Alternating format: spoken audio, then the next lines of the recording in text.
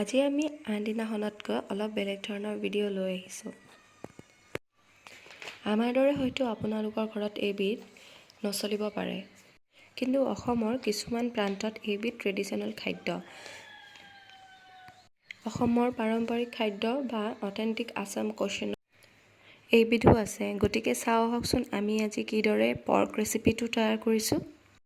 প্ৰথমে আমি প্লেট এখনত জলকীয়া গুড়ি, আদা নহৰু পেষ্ট, ধনিয়া গুড়ি, জিৰা গুড়ি, গৰম মছলা, হালধি গুড়ি আৰু তেজপাত যোগাৰ কৰি লওঁ। তাৰপিছত আন এখন প্লেটত আলু 4টা, বিলাহী 4টা, পিঁয়াজ 4টা আৰু কেইটামান জলকীয়া এইদৰে কাটি ৰাখিলোঁ।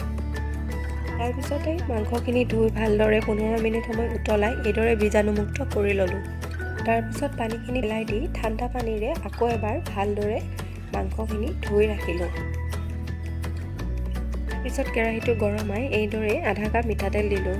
সকলোৱে জানে গাহৰি মাংসত যথেষ্ট পৰিমাণে তেল থাকে, সেইদৰে কমাই দিলোঁ তেলটো।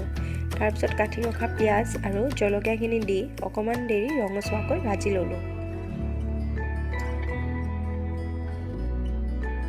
অলপ ভজা হোৱাৰ পিছত আদা নহৰু পেষ্টখিনি দি দিলোঁ ইয়াত। এতিয়া অলপমান হাই ষ্টিম দি গোটেইখিনি বস্তু মিহলাই ভালদৰে ভাজি ল'লোঁ।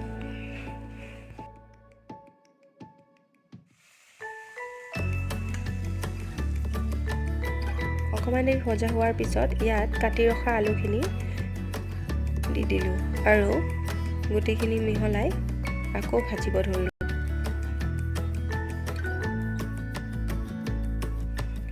এতিয়া লগতে ভজা হোৱাৰ পিছত মাংসখিনি এইদৰে দি দিলোঁ। মাংসখিনি আলু গোটেই বস্তুখিনি মিহলালোঁ। 5 মিনিটমান এইদৰে মিহলালোঁ। এতিয়া ষ্টিমটো অকণমান ল' কৰি ভাজিলোঁ। ঠিক 2-3 মিনিট হৈ যোৱাৰ পিছতেই কাটি ৰখা বিলাহীখিনি দি এইদৰে মিশ্ৰণ কৰি ভাজি ল'লেই হ'ল। এতিয়া প্লেটত থকা মছলাখিনি হালধি গুড়ি, জিৰা গুড়ি, ধনিয়া গুড়ি গোটেইখিনি ইয়াত এইদৰে দিলোঁ। গৰম মছলাখিনি হোৱাৰ আগে আগে দিম।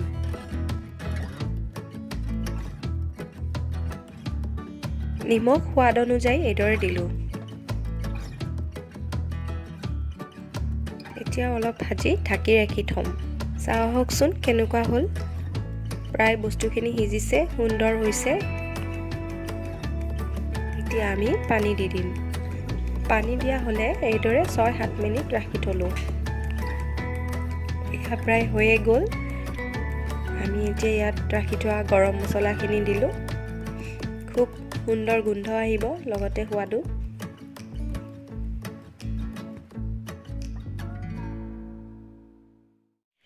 আপোনালোকে বাৰু কেনেকৈ বনাই জনাবচোন। আপোনাৰ পৰা বহুতেই শিকিব পাৰিব।